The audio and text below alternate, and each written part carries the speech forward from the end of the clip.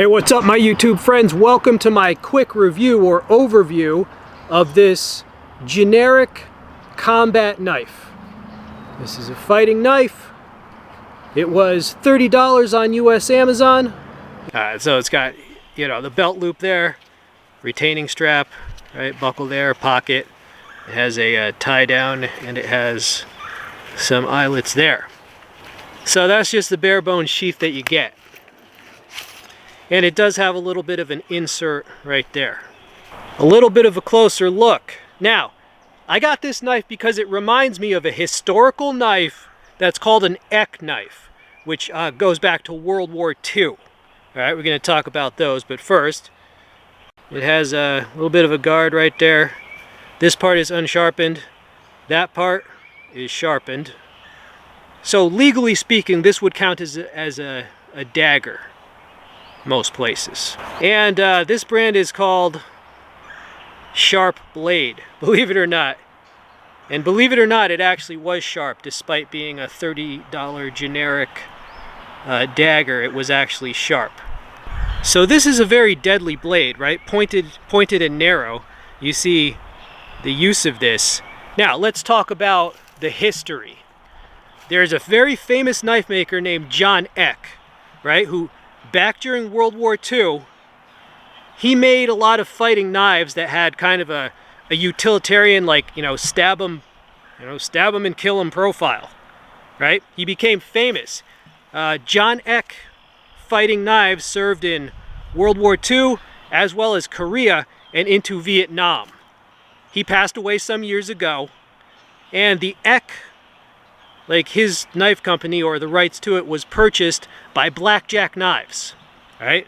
I have a few Blackjack Knives. Blackjack Knives is known for making things that were kind of reminiscent of Randall fighting knives with the stacked leather handles and so forth. All right, so Blackjack, but Blackjack Knives went out of business, and then K-Bar bought like the rights to the Eck name, right? So, as far as I know, K-Bar is the only company that can call something an Eck, right? So this is not sold as an Eck, right? Now, any company can make, you know, a stabby dagger, right? So this is just a generic fighting knife. But knowing the history, it reminds me of some of the historical blades. You know, those Eck knives, they were crude in appearance on purpose, right? Because this guy was making as many knives as he could for the war effort. Right, I've seen Eck knives from like the 1940s, right? They were crude and deadly in appearance, and there was just a mystique about them that remains to this day. Okay, and in fact, if you want a much nicer version, K-Bar actually sells a legit commemorative. I think it's like $250, but basically, if you could picture something with this same blade profile, but with like polished wood handles and super nice, I believe K-Bar sells that on their website. Okay, but I didn't want the collector's item. I mean, if you actually need like an actual fighting dagger, you might want this. Yeah, so this is in the same tradition of something that is simple, effective, and deadly. All right, those blades were all business. You know, that was not a time to be politically correct. That was wartime.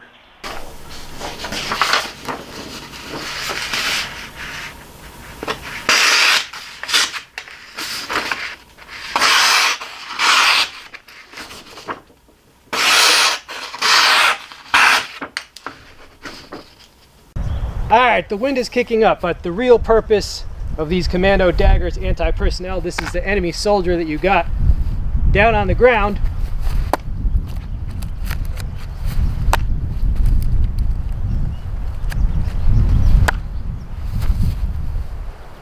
Now the reason I lift up the stump is so that you know that it's really stuck in there. I'm not like pulling my punches. It's if that was a person, yeah, it'd be the end. All right, let me just cut a few things. This is some seatbelt type material. You know, this thing is for the enemy. You know that. But steel versus flesh, right? The steel always wins. So if you have some basic utility use for this, sure. I was surprised at the edge on this. You know, for a $30 generic, they usually cut corners, right? You don't think they'll give it a real edge, but for whatever reason, they actually did give this one a real edge. Saved me some time, right? Saved me some time, definitely. I hope you're all doing well these days.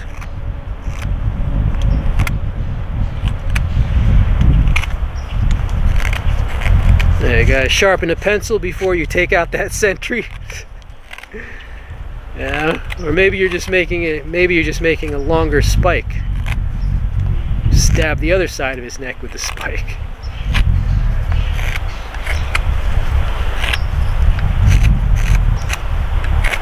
All right, there you go. Just a little bit of random usage to encourage knife usage. The original EK Commando daggers and fighting knives, those were designed to silently kill enemy sentries, for example. Yeah, the knives like this were meant to silently eliminate sentries and so forth. Right? You could also throw it, but it's not designed for throwing at hard targets, right? At soft targets, sure, but very pointed tip. I could definitely do some damage with this at range, but I just thought you'd enjoy seeing this because, well, hey, sometimes you need a fighting knife. Yeah, I got a buddy who could have used this, who was in, he was in like Fallujah or someplace like that, you know, just some hellhole. He ended up using his K-bar to terminate somebody, but he could have used this.